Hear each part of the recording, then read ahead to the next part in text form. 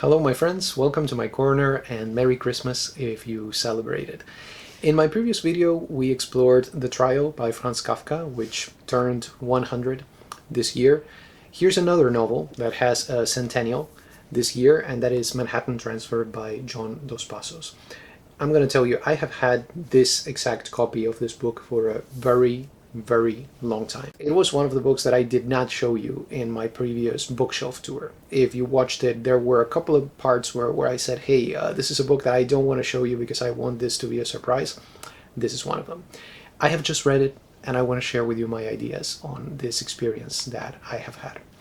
Manhattan Transfer was published in 1925, so right in the middle of the Roaring 20s. This is a time, as you may know, that here in the US was kind of perceived as a party, but not really. So if you scratch the surface a little bit, you realize that there was a lot of bad stuff going on there. This is, of course, a period that we associate, for example, with jazz, with flappers, with parties, with alcohol, with crime, and in the literary aspect, also with the lost generation. So it produced a lot of great literature here in the US because it was also during this time, it was actually also in 1925 that The Great Gatsby was published. If you want a really quick and a readable account of what the 1920s were like in the US, there's a book titled Only Yesterday by Frederick Lewis Allen. It's a classic. They made me read that when I took the US history course. It doesn't give you, of course, all of the details about the 1920s, but it's a really nice overview of what this time period was like if you want to put the literature into context without having to read like a huge study of the 1920s in the US. So Manhattan Transfer is not The Great Gatsby, okay, definitely not, but it too explores the dark side of the American dream. This is basically what we are talking about in terms of the general topic. This is a 400-page novel. It is divided into 3 sections, as Dos Passos called them, and in turn those sections are divided into a total of 18 chapters. So you have 5 chapters in the first section, 5 chapters in the third one, and then 8 chapters in the second section. Here's the interesting thing. Strictly speaking, there is no protagonist in this novel, or of course we could say that the protagonist of Manhattan Transfer is the city of New York. We encounter the city of New York in this novel through a series of vignettes. So some of them longer than others. Okay, some of them are very brief, others take up quite a few pages. And these vignettes follow the lives of, I would say, about a dozen characters that we meet progressively as we continue to read, some of them more important than others. There is plenty of dialogue in this novel. The description, when it comes, is very precise, very personal also in the style, very well done, and you also get quite a few passages that we could categorize as stream of consciousness. So it's a really nice mix, the way this novel is put together. I have spoken before of urban novels and also of X-ray novels, as I like to call them, and how those two subgenres often go together. Manhattan Transfer is just a perfect example of that. So you can put this book on the same shelf as Ulysses, of course, as The Hive by Camilo, José, Cela, as Berlin Alexanderplatz by Alfred Döblin, one of the first videos that I made. In Argentina, we also have Adán Buenosayres, or Adam Buenosayres by Leopoldo Marechal. And guess what? I have done videos on all of these books that I have just mentioned because this subgenre is one of my favorites. There are many more novels that belong to this subgenre, so stay tuned because I'm probably going to explore a few more. These novels, what they do is to capture the rhythm of the city, the rhythm of life in the metropolis, and also, I would say, the physical and the spiritual condition of the people who live there. And they focus in particular on the ailment or the illness. That's why I speak of an X-ray. You know, usually you get an X-ray when there's, you know, the idea or the feeling that there may be something wrong, right? So that's why I call these X-ray novels, because they are trying to identify, maybe trying even to diagnose the spiritual illness of a certain group of people. I said before that there is no protagonist in this novel, but of course some characters really stand out, okay? So that's what I wanted to explore now. I think if somebody said, okay, Jorge, you've read Manhattan Transfer and you have to choose a protagonist. You have to tell me which character is the salient one, the one that stands out. I would go with Jimmy Herf. Jimmy Herf is a character who eventually becomes a journalist. And the novel follows his story very, very closely. Not from the beginning of the novel, but certainly up to the end. And as a matter of fact, the novel closes with him. So that is already saying something. Now, very close to him, we also have the character of Ellen.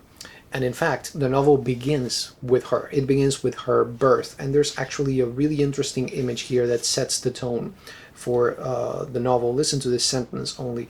The newborn baby squirmed in the cotton wool feebly like a knot of earthworms. So how is that for an image of a newborn baby? Very, very dark in that sense. So we have that great image, and that is Ellen Thatcher. Okay, so Jimmy Herf, Ellen Thatcher, I would say, are the most important characters here. And at the beginning, as you begin to read, it may seem to you that other characters that you meet are going to become very important or are going to emerge as the protagonist. But some of them vanish quite unexpectedly sometimes. But let me mention a few more of these characters so that you know other important people that you may want to look out for in the novel. Bud Corpening is a very important one.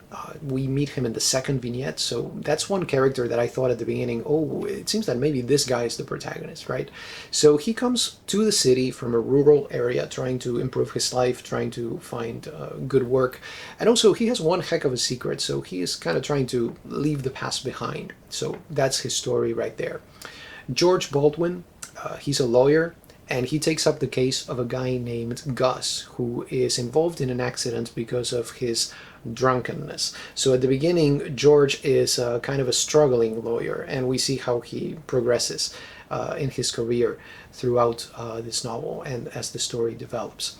We have Cassandra Wilkins also, and she is one character that I remember as an innocent character. She is Ellen's friend, and she wants pure love. She says love should be pure, you know, but she ends up with a very, very big problem, you know. So that's an example of how some of the characters who are innocent have tragic destinies in this novel. There's another character named Stan Emery, and he gets entangled with Ellen at one point, and he meets a tragic and unforgettable, I would say, end. So look out for Stan.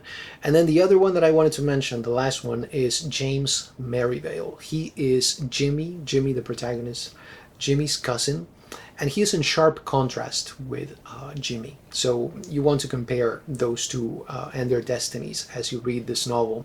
He is also a veteran at one point, so he has experienced the war. In terms of time, okay, since I forgot to mention that, this novel begins a little bit before the war and it ends a little bit after. So at the center of this novel you have World War I. So that's something important there to keep in mind too. Now, the overall story, okay, let me say something about that. The lives of these characters that I'm telling you about are just closely interwoven. They're just wonderfully also interwoven in terms of how they are narrated, just as tends to happen in real life.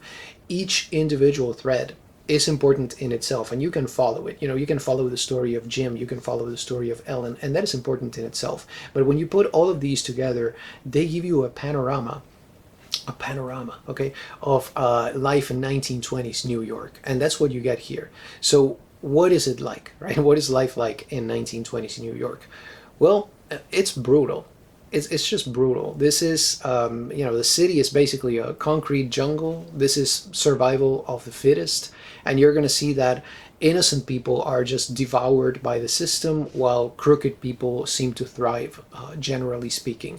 It's just a frivolous society. You know, the morals are deplorable, if any. You know, when there are any kind of morals, they're just absolutely horrible. And it just all seems to be about money. It seems to be about money, either to achieve success, to become rich and powerful, or also on the other side, you know, on the other hand, on the other side of the issue, just to survive, you know, because for good or ill, or both, we need money in order to survive in this society. So you have characters who are in both of those, you know, situations. Some of them trying to become successful, others just trying to make ends meet. But at the end of the day, all of them, you know, both tracts right there are just going for the money, and that is part of the problem that that this novel shows us. So what I liked about it, I wanted to mention three things just to kind of, you know, focus a little bit more on the good sides, on the good aspects of this text. And the first one that I want to mention is the pace. Okay, the pace is just so well done. It's a relatively fast-paced novel because it wants to copy or show you or depict or portray the rhythm of the city. And how does it achieve this? Well, the use of vignettes is key here. You know, some of them are very short, others are longer, but they are vignettes anyway. And that way, you know, you get that idea of speed when you compare that, for example, to long chapters in another novel. And also, this is very interesting, you have gaps between these vignettes. Let me tell you a little bit of what I mean by that. For example, in one of them, you meet a character and the character is arriving at New York and saying, oh, I need to get there and I need to start looking for a job. The next time that we meet that character, he has already been working at his job for a while. So what happened in that gap is that he found a job and he, you know, started working there. In another one, let's say a man and a woman meet. Okay, then there's a vignette about other characters, and then when you meet those characters again, they are having an affair now. So you see what I'm saying? It's like those gaps in between the vignettes, they also give you that sense of speed, right? Because you have missed some information. I was thinking, you know, an equivalent to that would be the Jean-Luc Godard film Breathless. You know, you have those cuts, you know, that were famous at the time. So that's kind of what you see here. So that was my first point, the pace. The second one has to do with the interconnections, you know, how these lives are intertwined, and the whole 6 degrees of separation theory and all that kind of stuff. I think the novel depicts that very well. And it, you know, when you read it, you may think, isn't it a little bit implausible that all of these characters are connected? I don't think it's implausible. I think it's just that the novel, the narrator, the author is choosing to follow characters who are interconnected, right? So these lives are already connected and we are seeing how, you know. Otherwise, yes, it may seem a little bit implausible that everybody's connected in some way or another, but, you know, you'd be surprised. Life works that way sometimes. I mean, in my experience, it's amazing how I have crossed paths with certain people in my life. And you think, wow, the coincidence, right? If you believe in such a thing. So that's something also that I feel this novel does very well, basically portraying this interconnection that exists between many people. And then the final thing that I wanted to emphasize as something that I really liked about this text is just the panoramic view that I was mentioning before. Dos Passos portrays people from many different walks of life, and really nice. He also tries to mimic or to recreate their speech, because, you know, speech, as you know, is shaped, not determined really, but shaped by social class, by ethnicity, and all of these factors. So we do get that here. Now, one thing that we have to say, you know, because I am mentioning this, is that yes, the novel doesn't portray only people who were born here in the US, it also takes a look at immigrants, but the immigrants that we see in this novel are European. African American characters, Hispanic characters, they're barely mentioned, if at all. Okay, so that has to be said. Now you could say, well, we are talking about 1925 after all. Okay, so yeah, we have to consider that and all of those factors that go into play. But I just felt that I had to mention that. You know, that is one aspect of the novel where you could maybe find a little bit of fault if we're going to judge it also by today's standards, which is a very dangerous thing to do in the first place. So, you know, it's a complex issue, but I felt that I needed to mention that. Bottom line, masterpiece. Masterpiece. I love the structure. I love the city as protagonist approach. That is something that I have always enjoyed. And I also really love the empathy behind it all. Okay, what Dos Passos is doing here, like so many other authors of this time period, is to depict a society that was basically destroying itself due to a very shallow and a misguided notion of the meaning of success. That is what really is behind here when you look at the stories that you find. This is a novel that I had been meaning to read for a very long time because, as many people have pointed out, it was a very big influence on Camilo José Cela's The Hive, which is one of the, I think that was the first novel that I read in Spanish consciously, and I probably shared my story with you when I did the video on that. And I always, you know, I always had the curiosity. So what was the original like? You know, what Camilo José Cela took as an inspiration, like in comparison to his novel. And I have to say that the Hive is actually maybe a little bit more radical in its no protagonist approach. Because here in Manhattan Transfer, we are following the lives of a handful of characters, or maybe a dozen characters or so. In the Hive, you get a lot more vignettes about characters that appear only once, very fleetingly. So in that sense, it's kind of like an ultra-realism, if Manhattan Transfer we could describe as a realism. You know, it's also a modernist novel, so it's a really, really good mixture of things. But I wanted to mention that also in comparison to Camilo José Cela's The Hive. And by the way, I invite you, of course, to watch that video if you want more information about that novel that doesn't get a lot of attention in the English-speaking world, though it was really, really important in Spain.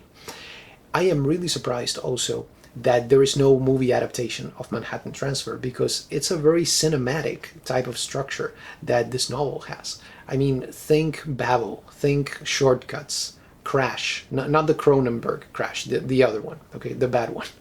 I mean, Magnolia, Traffic, one of my favorite movies. All of these movies that give you like interconnected destinies. This is really, you know, the approach and the style and the structure of Manhattan Transfer. So I don't know if this would be a good time to release a movie adaptation of this novel. I mean, I would be happy personally, but I'm really surprised that nobody did that, you know, in all of this time. Do you have any questions, comments, recommendations, recipes? Just let me know. I'm always listening. Those were my 2 cents on Manhattan Transfer by John Dos Passos, the centennial of which we are celebrating right now. Thank you so much for stopping by, and have a wonderful day.